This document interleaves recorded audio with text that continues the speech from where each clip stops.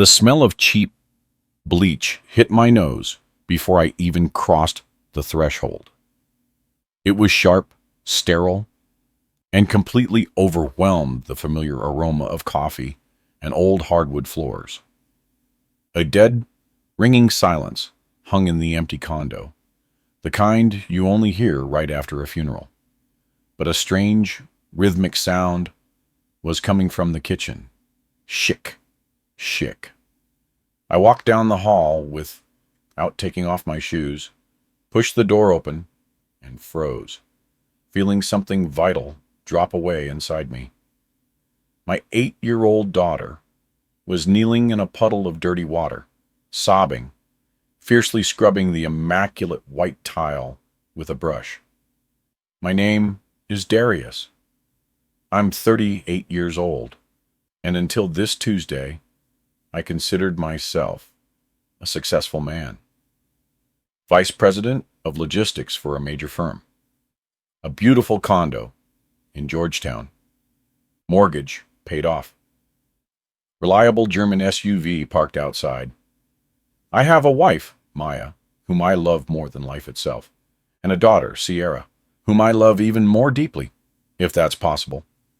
I am that guy who has everything handled, the one who fixes problems, the one people call when they need a deal struck, a delivery expedited, or a situation smoothed over. But standing there, in the doorway of my own kitchen, my travel bag cutting into my shoulder, I felt like a helpless boy, exposed and vulnerable. My heart hammered somewhere in my throat, making it hard to breathe. This wasn't just stress. It was a visceral, animal dread.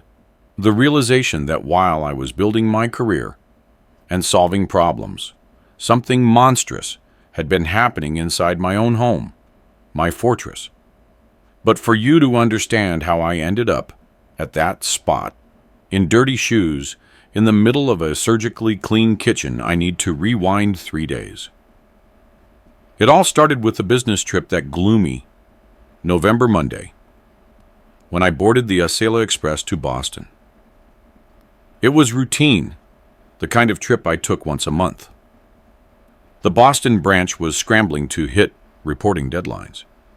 The client was panicking, so the CEO decided to send me to put out the fire. Maya, my wife, had already flown to San Francisco for a translators conference on Saturday.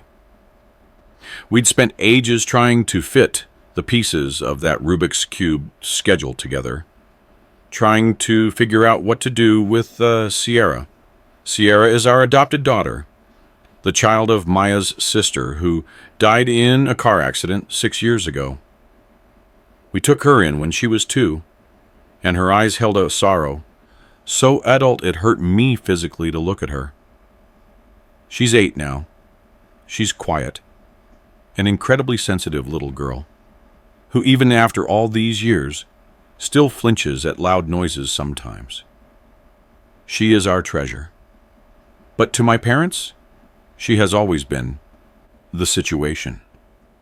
Darius, how can your father and I handle it? We're not getting any younger and my blood pressure is acting up. My mother, Vivian Whitfield, predictably whined when I called her Sunday evening. What if she gets sick? And those modern school lessons, we won't understand them. I stood on the balcony, smoking, looking out at the gray DC autumn. The wind chased wet leaves across the courtyard. An ambulance siren wailed in the distance. Mom, it's only for 3 days. I'll drop her at school. The nanny will pick her up. You just need to supervise her in the evenings, feed her, and put her to bed. The nanny can't stay the night. She's taking college finals. You two are home all the time anyway. Home, the familiar tone of martyrdom I'd known since childhood, crept into my mother's voice. Your father's back is bad, and I have physical therapy appointments. But since you're so busy with your career, bring her over. Just buy all the groceries yourselves. Our fixed income only stretches so far. I gritted my teeth, but stayed silent. This was our usual game. I ask. She resists, driving up the price. Then she agrees, doing me a massive favor, for which I'd be paying with guilt for the next 6 months. Thanks, Mom. I'll transfer some money to your account. Buy whatever you need, and some pocket money for Sierra. Oh, what does she need money for? You'll spoil that child. Mom sniffed and hung up. If I had only known then. If I had just known. Monday and Tuesday in Boston bled into one long gray blur. Rain, meetings in stuffy conference rooms, cold vending machine coffee, and endless Excel spreadsheets. I called Sierra every night. Hey, Sweet Pea, how are things? How are Grandma and Grandpa? Fine, Dad. Her voice on the phone sounded quiet, strained somehow. We ate soup. Then I did my homework. Are they being nice to you? Did Grandpa let you watch cartoons? Yeah, we watched the news. Dad, when are you coming home? Soon, sweetie. I'll be there Thursday. Just hold on a little longer. It bothered me. This wasn't normal. Sierra is usually a chatterbox when we're alone. She tells me about school, about the cat, about the weird hat her teacher wore. But now, she was giving me one-word answers. But I blamed it on nerves. She always clammed up around Vivian. My mother is a large woman with a voice tempered by 30 years in a plant's accounting department. Next to her, even my father, Clarence, a former Army colonel, turned into a piece of furniture. On Wednesday morning, a miracle happened. The client we planned to spend 2 more days persuading suddenly signed the contracts. He just picked up the pen and signed, waving his hand. The hell with it. Let's get to work. I walked out of the office onto Newberry Street at 1 o'clock, drunk on unexpected freedom. My train wasn't for 5 hours, but I quickly changed the ticket on my phone. I snagged a seat on the next Acela. I didn't call my parents.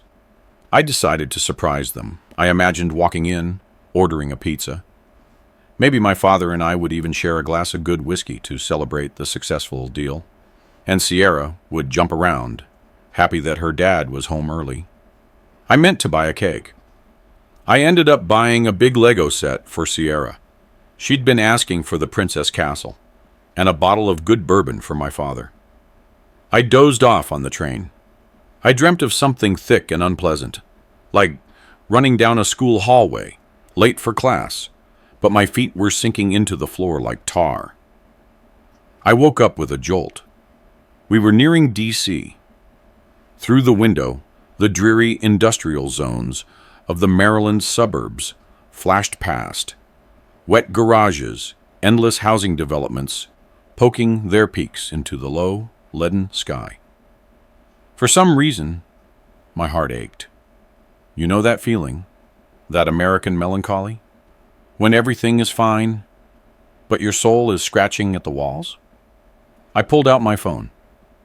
3 missed calls from Maya, and a message. Darius, do you know why Mom isn't answering the phone? I'm calling Sierra's smartwatch. Unavailable. I call your parents. It rings, but no one picks up. I'm worried. I dialed my mother. Long rings. 1, 2, 5. Disconnect. I called my father. The subscriber is temporarily unavailable. The anxiety, which had been smoldering like a coal, burst into a hot flame. I hailed a cab right outside the train, overpaying for the Comfort Plus just to go faster. D.C. greeted me with traffic. I-95 was a dead stop. I watched the red brake lights ahead and drummed my fingers on my knee. The driver, an older guy with a mustache, was listening to some mournful R&B station. In a hurry? He asked, glancing in the mirror. Want to get home. My family's waiting, I mumbled. That's good. Family is what matters. No one's waiting for me, just my cat. I wasn't listening to him. I was dialing my mother's number again and again. Silence. Stupid thoughts swirled in my head. Maybe they went out for a walk and forgot their phones. But why were Sierra's smartwatch and both of their phones off or unavailable? She never takes it off. We had an agreement. Finally, the T turned into my street. A historic condo building in Georgetown. High arches, old maple trees, wet asphalt covered in yellow leaves. The windows of our third-floor apartment were dark. That was strange. It was 6 o'clock in the evening. It should be dark. The lights should be on. I paid the fare without waiting for change and practically ran to the building entrance. The intercom chirped, letting me into the stairwell, which smelled of dampness and old newspapers. The elevator, of course, was stuck on an upper floor. I sprinted up the stairs 2 at a time.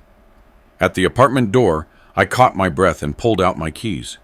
My hands were shaking betrayed me, and I couldn't hit the lock. "What the hell?" I hissed, finally turning the deadbolt. 2 clicks. The door opened, and there I was. In the hallway, inhaling that cursed smell of bleach. "Hello!" I yelled, throwing my bag to the floor. "Anyone home? Mom, Dad?" Silence. That sound from the kitchen. I took a few steps. The hardwood creaked under my shoes. A bright, surgical light from the LED fixture glared in the kitchen doorway. Sierra was standing with her back to me. She was wearing an old oversized house t-shirt and tiny shorts. Her thin knees were pressed directly against the cold, wet tile. Next to her stood a galvanized bucket. The water inside was black. She dipped a rough, stiff-bristled brush, the one we usually use to clean shoes, into the water and scrubbed the floor. She scrubbed as if she wanted to erase the pattern from the tiles themselves. Her shoulders were trembling. "Sierra." My voice was hoarse, alien.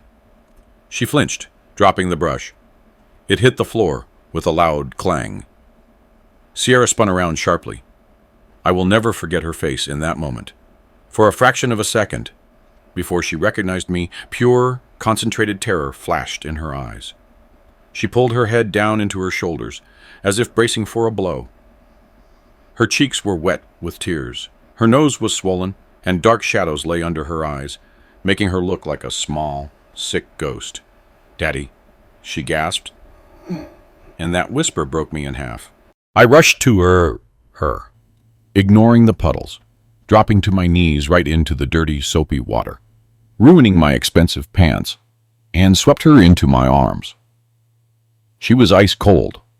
Her hands, red and wrinkled from the water, smelled so strongly of chemicals that my eyes watered. "My God, Sierra, what are you doing? Where's Grandma?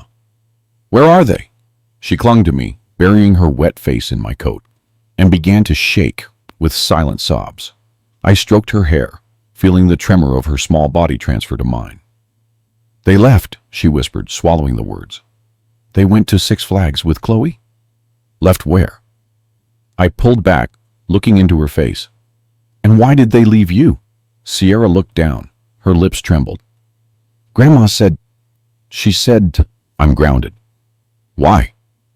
"I broke a mug. The one with the blue flowers. It was an accident, Dad. Honest.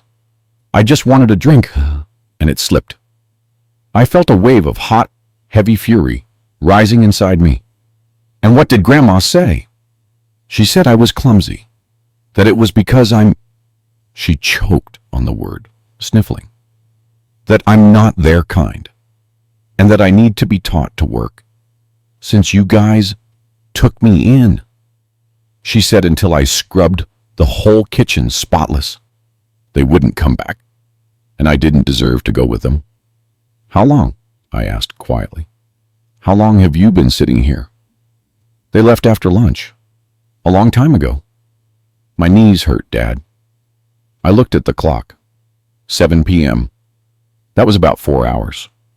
My 8-year-old daughter had been crawling on her knees in cold water for 4 hours, while my parents entertained their biological granddaughter at an amusement park. They locked me in, she added very softly, referring to the deadbolt. They said I shouldn't dare to open the door for anyone, and not to call you, or they'd tell you how bad and ungrateful I am, and you'd give me back. The world tilted. The red haze you read about in books is not a metaphor. I literally saw the kitchen wash over in crimson. Blood pounded in my temples. Thump, thump, thump. Give you back? I repeated.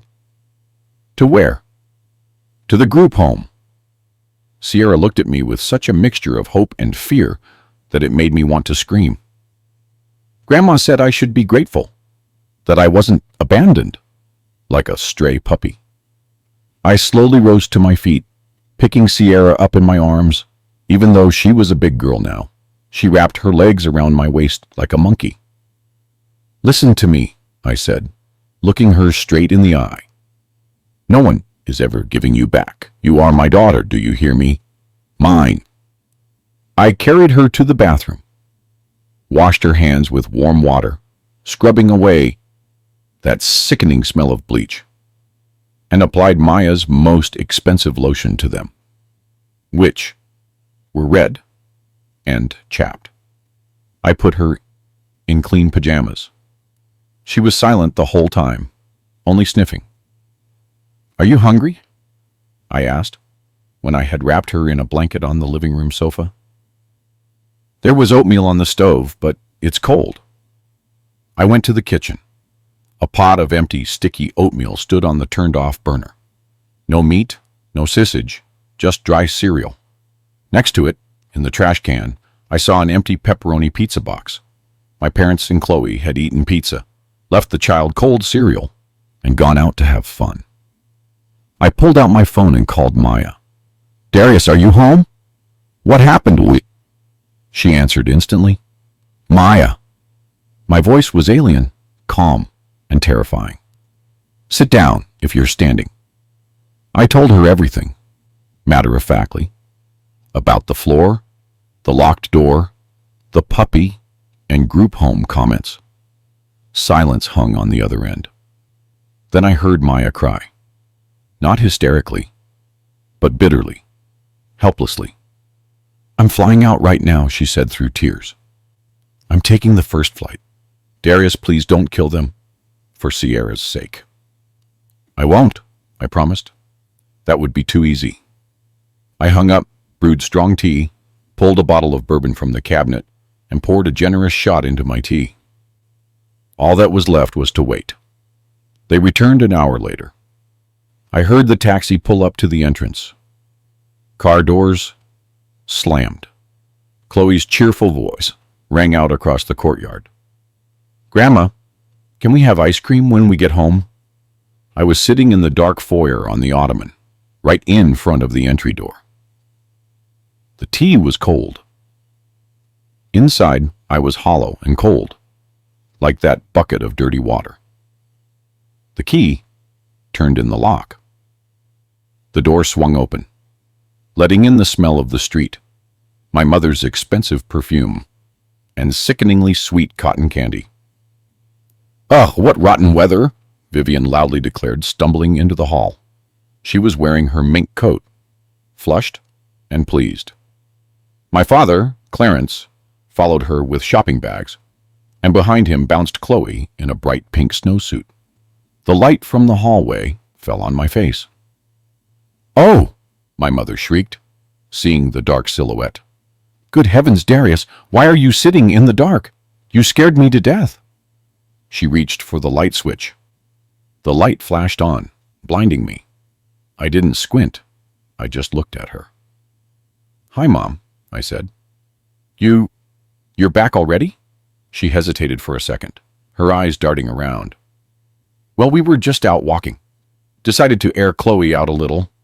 And Sierra, she's home doing her homework. Grounded, she was misbehaving a little. I know, I said. What do you know? She squared her shoulders, instantly going on the attack. That, she broke my favorite mug, a keepsake from my own mother, the clumsy girl. It's good for her to work hard. Otherwise she'll grow up spoiled and useless. Out, I said. She froze, her hand halfway to the unbuttoned mink coat. Behind her, my father stopped rustling the bags. Out of my house. You dare speak to your mother like that? Her face began to turn blotchy red. Clarence, do you hear this? He's throwing us out. We are here, dealing with his foster child, breaking our backs, and he... I stood up slowly.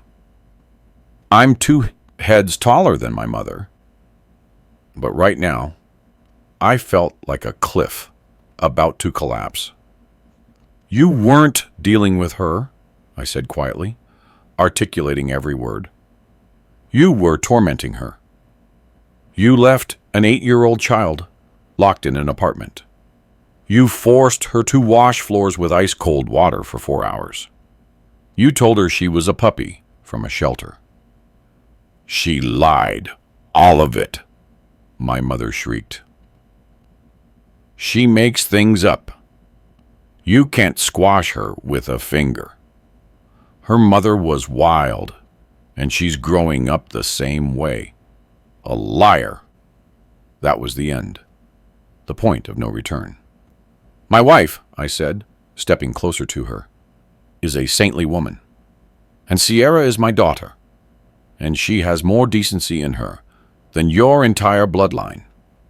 I flung the door wide open. A draft whistled in the stairwell. Get out, both of you, and take Chloe. Darius, my father spoke up. Come on, son. The women got heated. It happens. And you, Dad. I looked at him, and he dropped his eyes. You said nothing. You ate pizza while my daughter choked on tears and dry oatmeal. You are worse. You are a traitor. I'll curse you, my mother screamed, clutching her heart theatrically, like in a bad soap opera. Do you hear me? My foot will never set foot in this place again. You are no longer my son. Trading your own blood for a foundling. Blood is not what runs in veins, Mom, I said, feeling the release, the emptiness, the lightness. Blood is what you drained out of me today. Get out. I put their shopping bags onto the landing. Chloe, completely bewildered, began to whimper. My mother, seeing that the drama wasn't working, pursed her lips, grabbed her granddaughter's hand, and marched out, heels clicking proudly on the concrete. My father shuffled out after her, hunched, suddenly looking smaller. I slammed the door shut. 2 turns of the deadbolt. Click, click. The silence returned, but this time it was different. It was clean.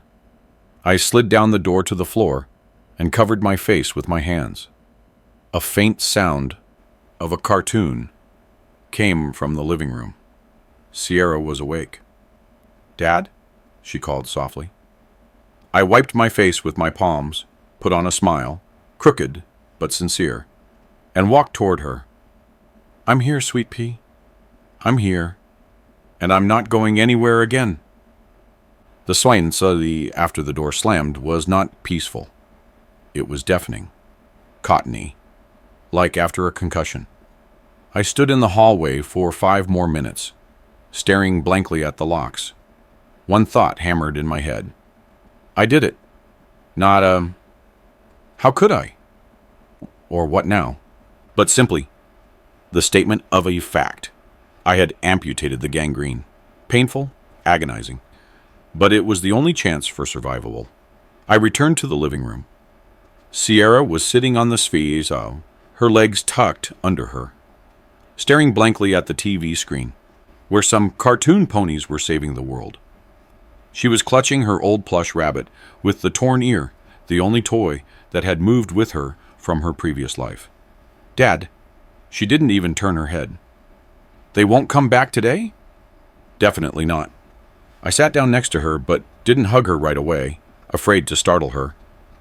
I probably reeked of adrenaline and anger. And tomorrow? And tomorrow too. Sierra, listen to me. I picked up the remote and muted the sound. The room was cast in gloom, only relieved by the screen's blue glow. In this house, no one will ever make you wash floors again. No one will say a bad word to you, I promise you. My word, as a man. She looked at me with a long, scrutinizing gaze, completely unchildlike. In that look, I read the thing that made me want to leave again. She didn't believe me, not because I was a liar, but because her world had been broken too often, and adult promises in it were worth less than candy wrappers. Okay, she said quietly. I want to sleep. I tucked her in and sat beside her until her breathing was even.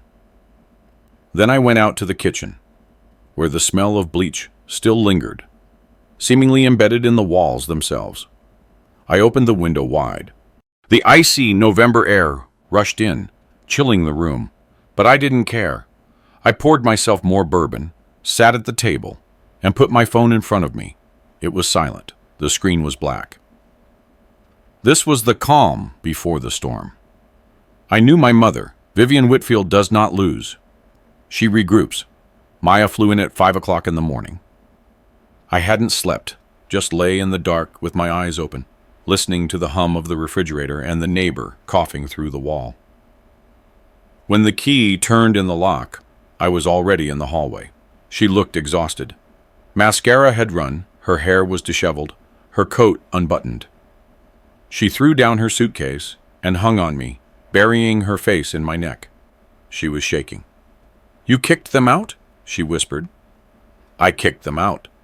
For good? For good, Maya. There is no going back. We went to the kitchen. Maya didn't even change clothes. She sat on a chair, hugging herself. I put the kettle on.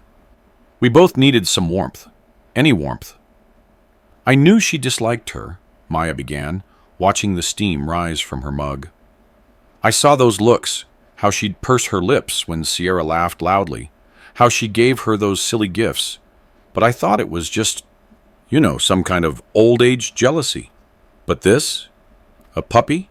A group home. Darius, how could we not see it? We wanted to be good, I replied, tasting ash in my mouth. We wanted Sierra to have a big family. A grandmother, a grandfather, cookouts, and birthday pies. We forced that picture onto reality until it cracked. She washed the floor. For 4 hours. Maya covered her face with her hands. My baby girl. I'll kill them. I'll go over there and scratch their eyes out. Don't. They're not worth it. We'll just delete them, like an error in a report. The siege began that morning. Aunt Carol, my father's sister, a woman as plain as a quarter living in Philadelphia, called first. Darius, what are you doing? Her voice on the phone rang with righteous anger. Your mother's blood pressure is through the roof. We had to call the EMTs. Do you want her death on your conscience? Over what? Over teaching a child some discipline? Aunt Carol, I said calmly, watching Maya fry up some pancakes. Do you know the details? I do. Vivian told me everything. That girl of yours was rude, broke dishes. Your mother said a word to her, and she threw a fit. And then you showed up and threw your own parents out like dogs in the cold. The whole family is in shock. Darius, you're a man, a colonel's son. Where is your conscience? I hit end call and blocked the number. Then the WhatsApp messages poured in. The family chat, which I had kept on silent for years, exploded. Darius, come to your senses. Vivian is crying, saying her heart is failing. You can't do this to your parents. It's a sin. Apologize before it's too late. They were hitting the painful spots, the ingrained American Southern-style reverence for elders. The way we're taught. Parents are sacred, no matter what. They hit you. They love you. They demean you. They're teaching you a lesson. You kicked out your mother? You are the lowest of the low. And it doesn't matter what the mother did before. Maya and I silently deleted ourselves from the chats. We were building a fortress.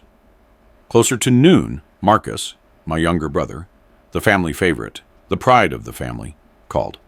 He'd always been softer than me, more diplomatic, skilled at navigating my mother's fits of tyranny and my father's indifference. "Hey," his voice was dry. "Hey, are you home? I'm coming over. We need to talk, not over the phone." I tensed.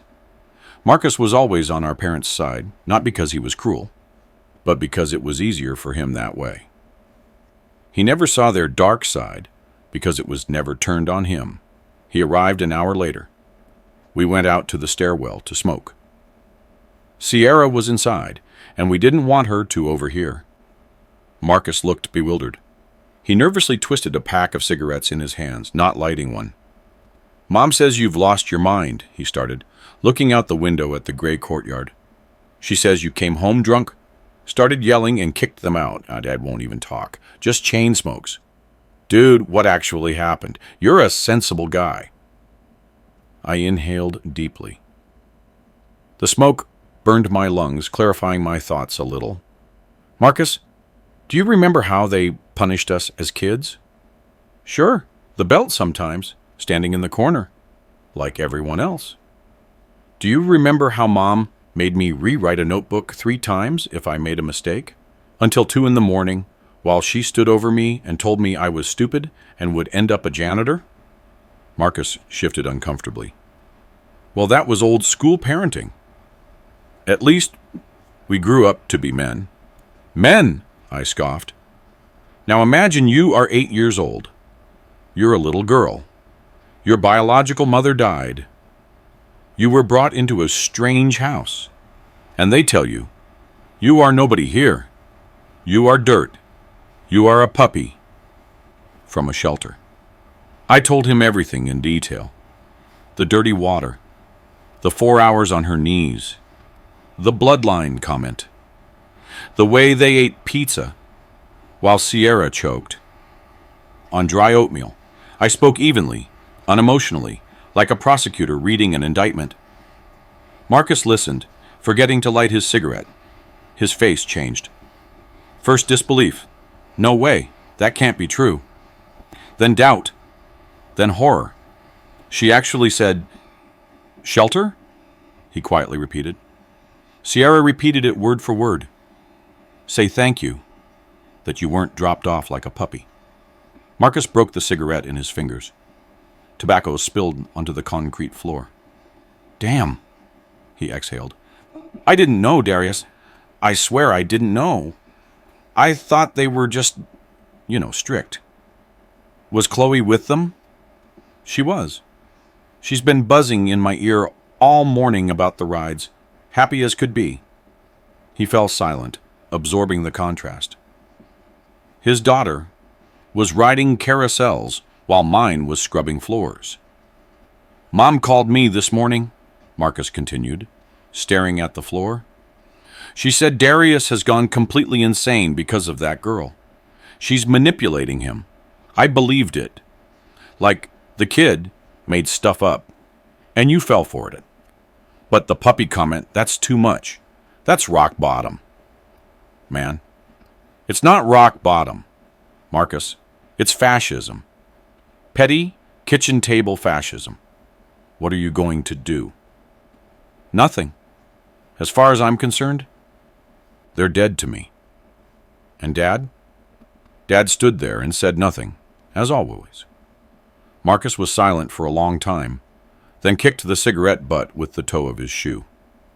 "I need to go. I need to process this. I'm going over there for Chloe, and I'll talk to them." "Don't, Marcus, don't get involved. They'll just make you the villain."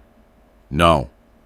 He raised his eyes to me, and for the first time, I saw a hardness in them, something like my own. "I don't want my daughter growing up around people who think that's normal. Today it's Sierra. Tomorrow Chloe gives a funny look. And what? Scrubbed floors, too?" We shook hands firmly, man to man. I felt I had found an unexpected, but loyal, ally in this war. That evening, Maya, Sierra, and I sat down to dinner. Maya had made mashed potatoes and meatloaf, simple, comforting food.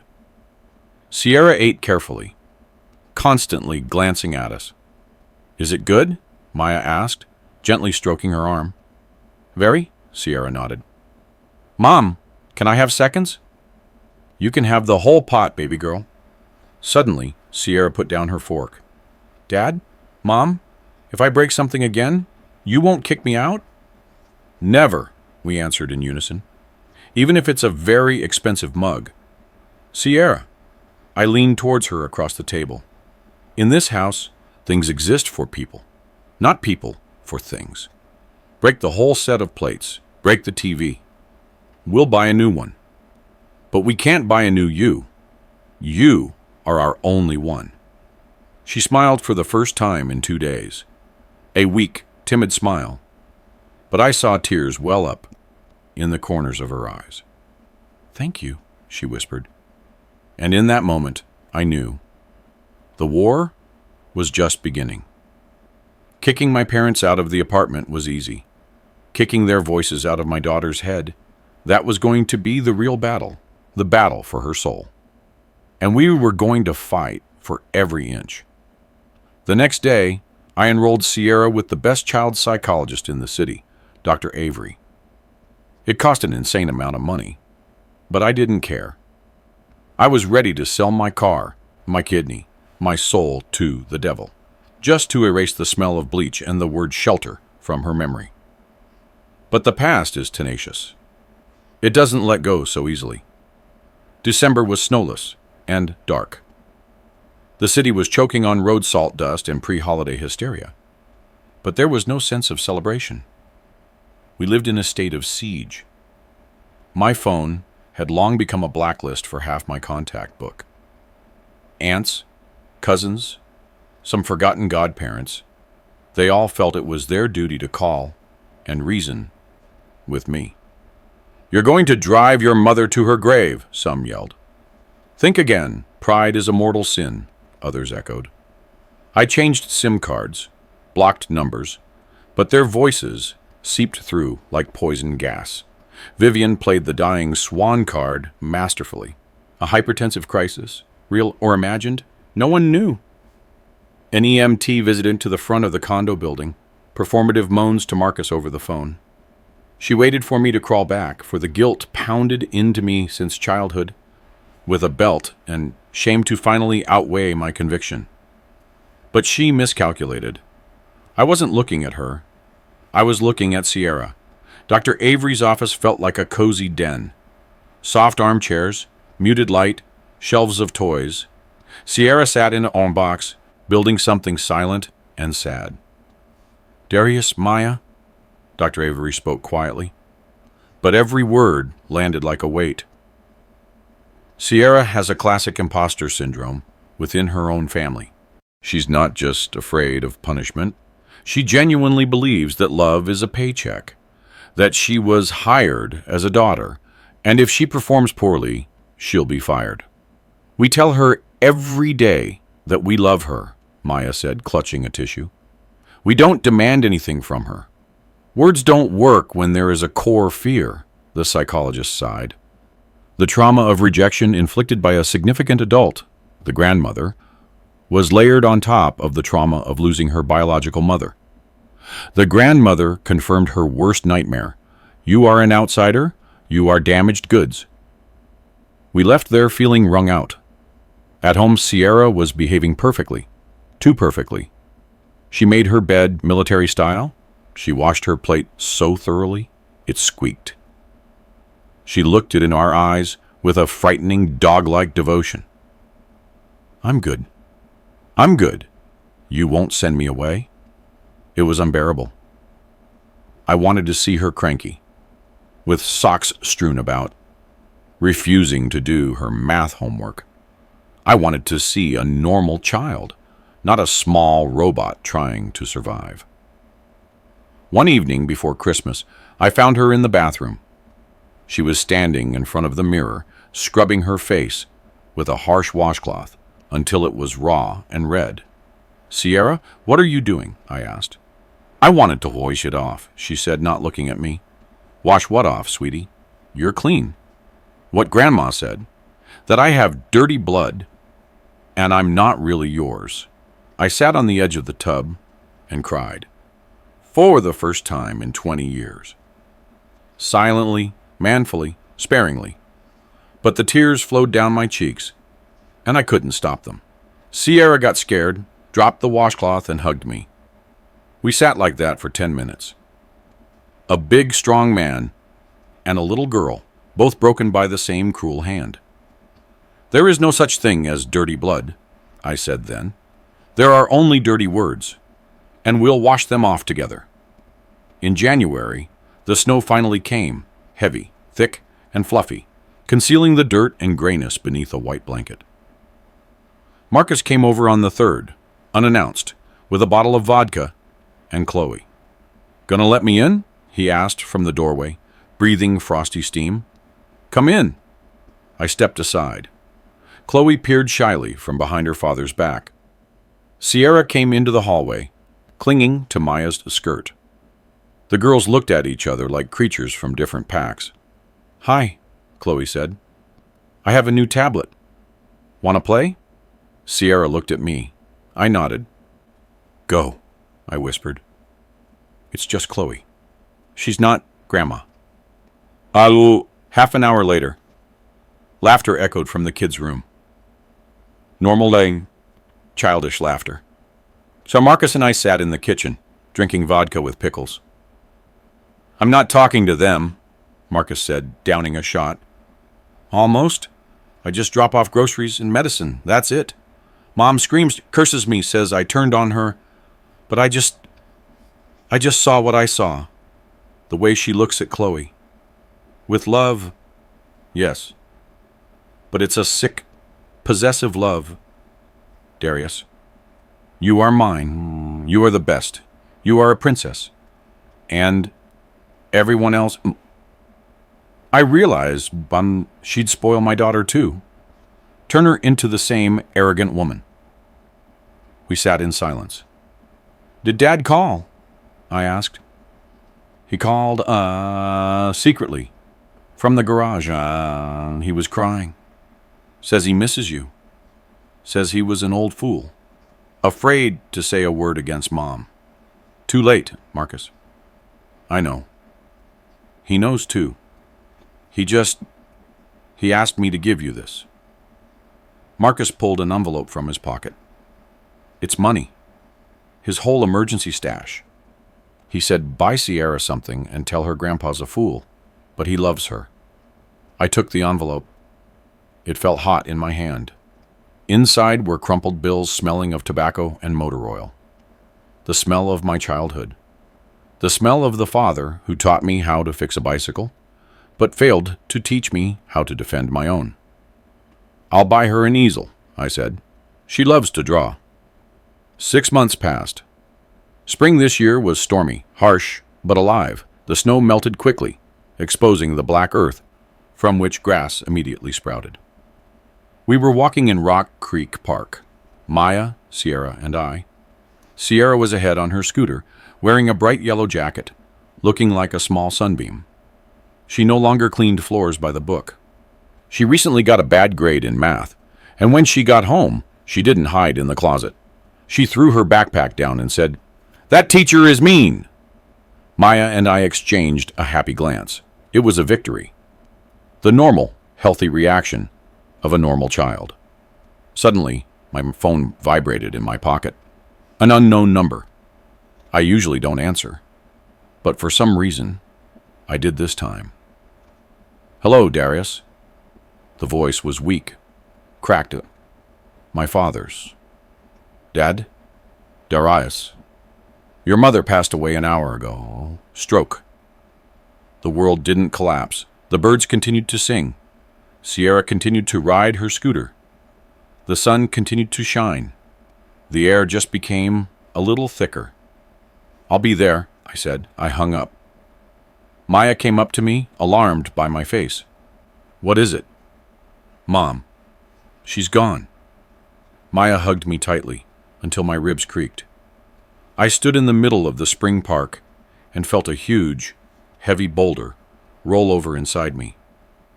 I wasn't sorry for the woman who screamed about dirty blood. I was sorry for the mother who used to bake me pies when I was a kid. I was sorry that this kind mother had somehow gotten lost, dissolved in malice and prejudice, and died long before this day. I looked at Sierra. She had stopped and was waving at us, laughing. "Dad? Mom? Look, what a bug!" "Ja, Gaudevi," Shitan, Maya said. I walked over to my daughter. She was squatting, examining a large June beetle. "Dad, look, it's green, like an emerald." I sat down next to her, taking her small, warm palm in mine. "It is beautiful," I said. "Sierra, we'll need to go see Grandpa for a little while." Will Grandma be there?" She tensed. The smile faded. "No, Grandma's gone. She passed away." Sierra looked at me with her huge eyes. There was no malice in them. There was no grief either. There was understanding. "So she won't hurt anyone now?" she asked quietly. "No one," I answered. Sierra took a light, free, deep breath, and that exhale was louder than any words of forgiveness. "Then let's go," she said, standing up. "Grandpa must be lonely. I'll draw him a bug." We walked down the path toward the exit. I held the hand of my daughter, my own, my best daughter in the world, and I knew we would be fine. The scars would remain, both on her and on me. But scars are just a sign that the wound has healed. Somewhere in the distance, the city roared, cars rushed by, and the endless, complicated, sometimes cruel, but ultimately beautiful life flowed on. A life where kinship isn't what is written on a birth certificate. I'm really glad you're here, and that I could share my story with you. If you liked it, show me by liking the video and subscribing to my channel. Let's see how many of us there are. Write in the comments which city you're watching from and what time it is. I'm so curious to know where all you wonderful people are tuning in from. If you want to support me a little extra, you can also send a small donation. I share new life stories for you every single day. And now, 2 of my most popular stories will pop up on the screen, so you can choose what to watch next.